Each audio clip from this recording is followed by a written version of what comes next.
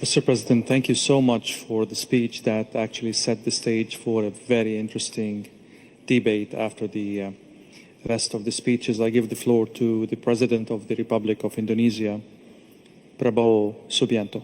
The floor is yours.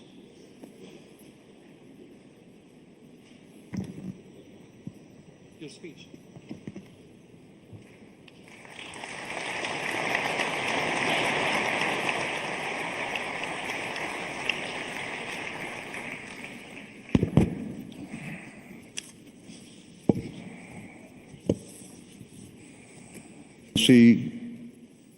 President Vladimir Putin, President of the Russian Federation, Your Excellency Prince Nasser bin Hamad Al Khalifa, National Security Advisor to the King of Bahrain, Your Excellency Paul Mashatile, Vice President of South Africa, Your Excellency Mr. Ding Xuexiang, Vice Premier of the People's Republic of China, distinguished ministers, business leaders, ladies and gentlemen, participants of this forum. I'm honored here today to be invited and to speak in this forum, the St. Petersbug International Economic Forum 2025. This forum is a forum that combines and gathers leaders from the West, the Global South, the East, and where Eurasia meet.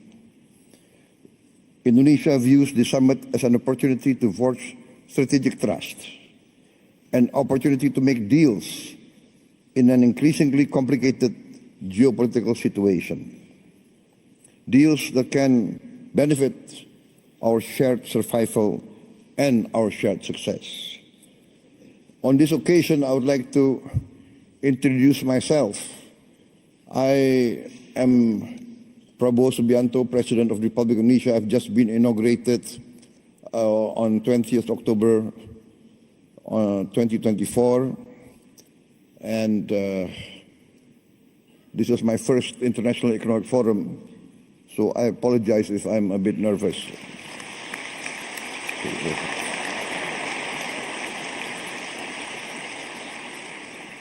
Indonesia is the fourth largest country by population. Every year, there are 5 million new Indonesians arriving in this world. Every year, 5 million. That means every year, a group of people the size of Singapore.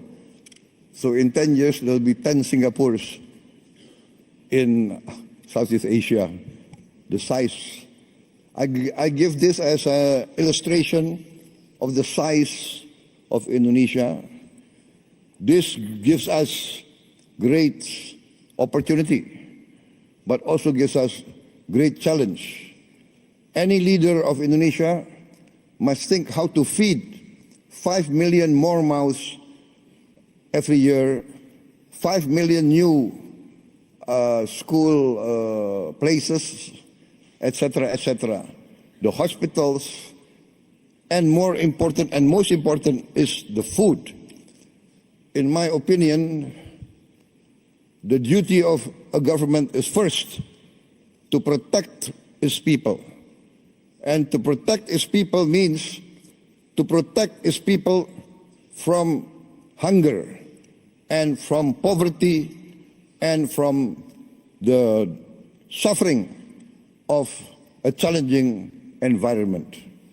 Therefore, when I took over the government of Indonesia, my main priority was first to achieve self-sufficiency in food. Number two, self-sufficiency in energy. Number three, to improve the education level of Indonesians to be able to compete in the challenging era of the 21st century. And fourth, to speed up the industrialization of Indonesia.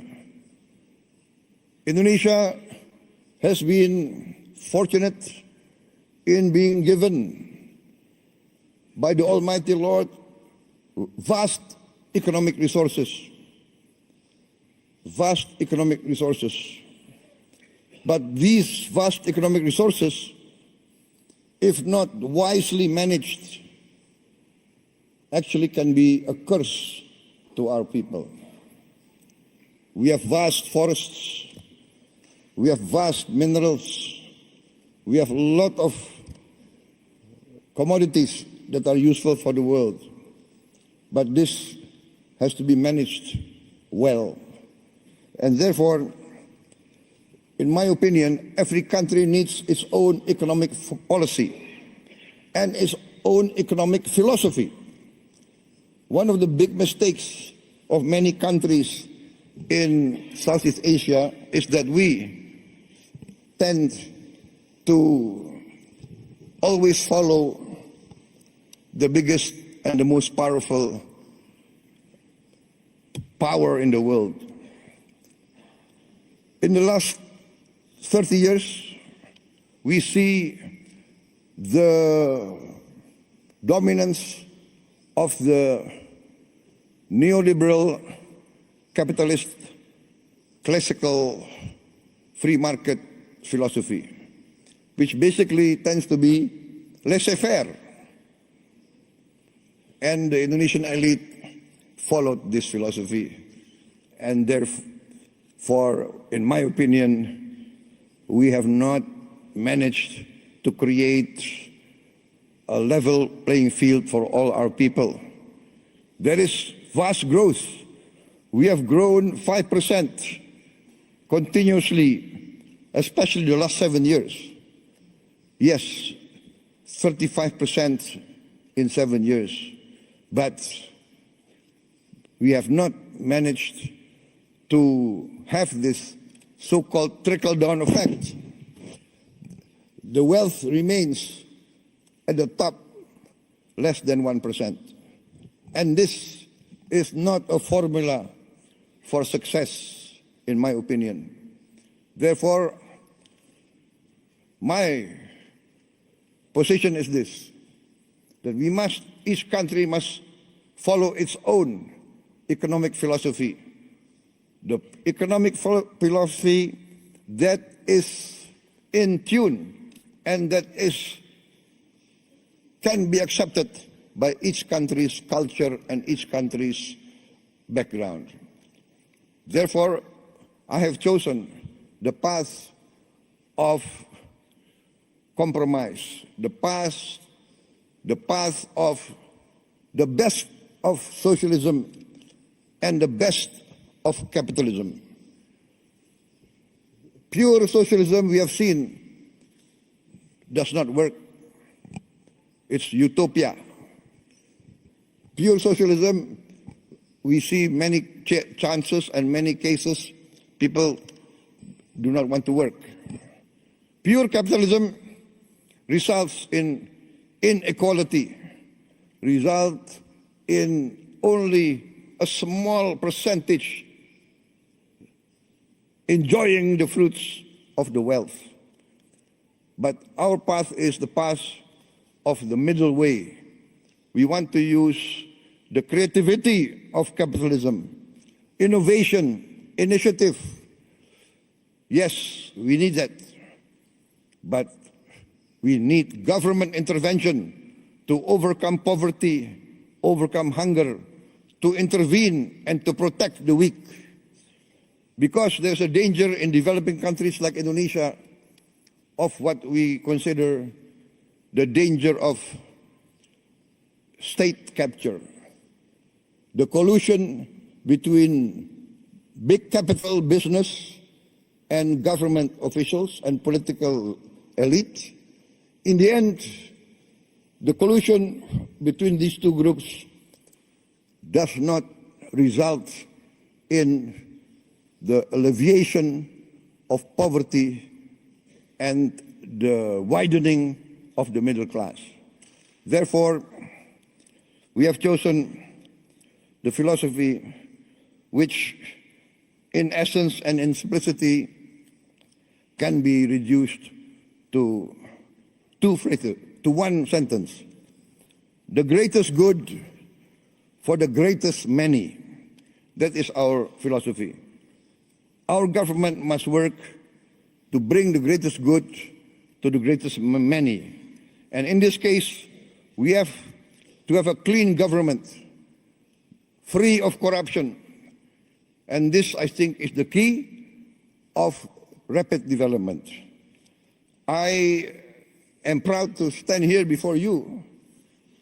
In my 7 months of administration, we have achieved an increase in rice and corn production of around 50%. And this is the greatest increase production in the aggregate in the history of the Republic of Indonesia. And we have now in our government warehouses 4.4 million tons of rice, which is the largest reserve in the history of the Republic of Indonesia. In just a few months of my administration, we increased efficiency, we fight very strongly against corruption, we deregulate, we cut all the regulations which increase inefficiency, and we have seen the rapid results. I believe that if Indonesia can play a good role, a positive role in international relations, for instance, our participation in BRICS, we thank the government of Russia for supporting us to be a member of BRICS very fast. I think we are one of the fastest members to be accepted in BRICS.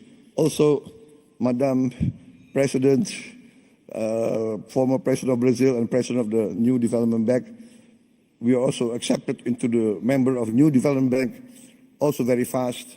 We thank also the government of China for supporting us and the government of South Africa. And we believe that together BRICS can contribute significantly to stability, prosperity of the world.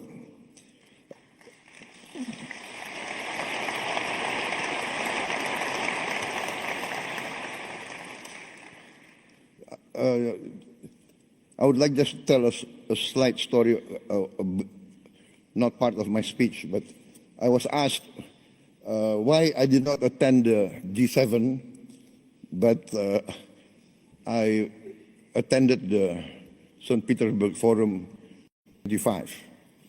And it's not because I did not respect the G7, it's because I gave my commitment to attend this forum before they invited me. So that's the only reason.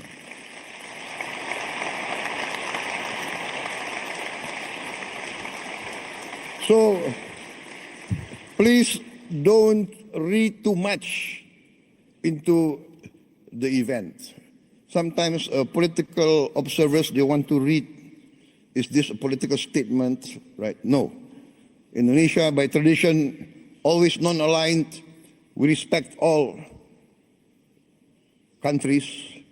Our foreign policy is very simple. One phrase: 1,000 friends, too few. One enemy, too many. We want to be friends with everybody.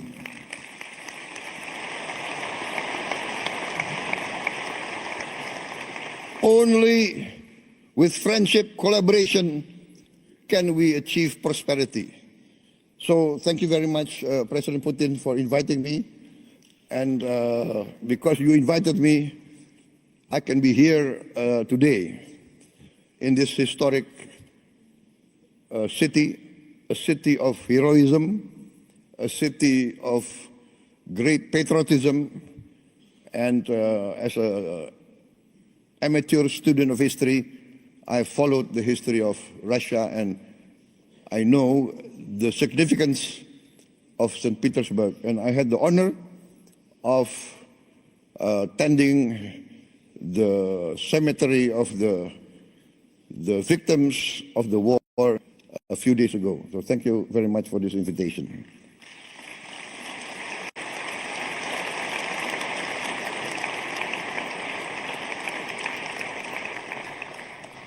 For many times I have said in many forums that Indonesia has chosen the path of non-alignment.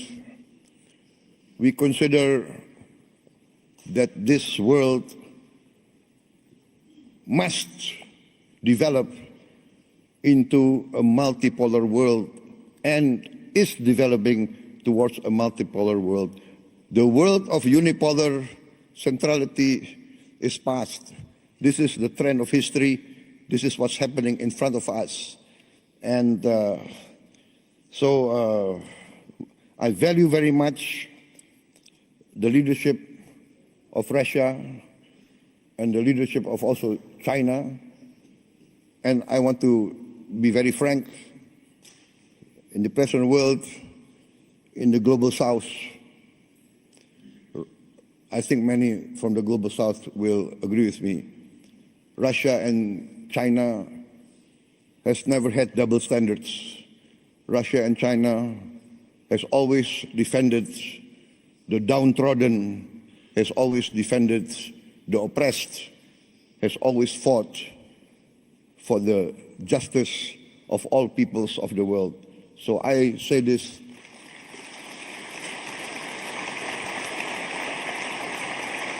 from my heart.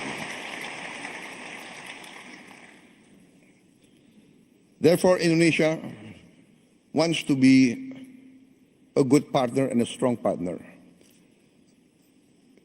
My experts tell me that in this first semester, our economic growth is more than 5%. Actually, it can really end up by the end of this year nearly 7% or even more. So this shows that we have chosen the right path and we are achieving our goals. I'm very convinced that we will achieve our goals within a few years. I've given the target 4 years self-sufficient in food, and we are experiencing that we can be self-sufficient in food within this 1 year. And we will be, in a few years, a net exporter of rice and corn. Also, now I've formed a sovereign wealth fund, which we call Danantara, which means the future energy of Indonesia. So this fund we make to protect the wealth of our children and grandchildren. The fund now has 1,000 billion US dollars of asset under management. And this year we have cash to invest of $18 billion. We want to work together with all strategic partners. We do not ask for assistance. We do not ask for handouts. We want to be a real partner. We want to achieve together real prosperity. We are open for business. We invite all groups from everywhere, especially Russian entities. Before I was elected, I was an entrepreneur, and I have good relations with Russian corporations. My brother has been active in this area for many, many years, I think more than 2 decades. So we know Russian corporations, and we would like to see Russia participate more in our economy. I've mentioned our foreign policy. We have always been and we will continue to be non-aligned. We thank Russia for helping us and for achieving the Indonesian-Eurasian Union SIPA, Comprehensive Economic Partnership Agreement. And we have completed also negotiations with other groups, Bloc CPTPP, also with the European Union SIPA, and we also request to join OECD. For us, the world and the planet is getting smaller. We will work together with you for peaceful collaboration, peaceful coexistence with all countries. We view with sincere regret the escalation and increase of conflicts around the world, especially in the Middle East, and we hope that all parties can come to a peaceful resolution as soon as possible. I think, distinguished guests, I've come to the end of my short speech. I apologize if what I say is not what is expected of me, but what I say comes from my heart. Thank you very much.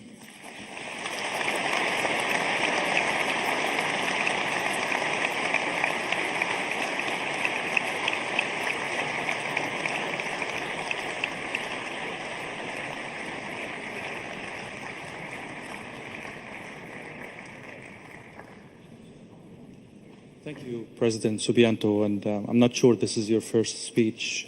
It doesn't look like, actually. You did a great job. Thank you so much.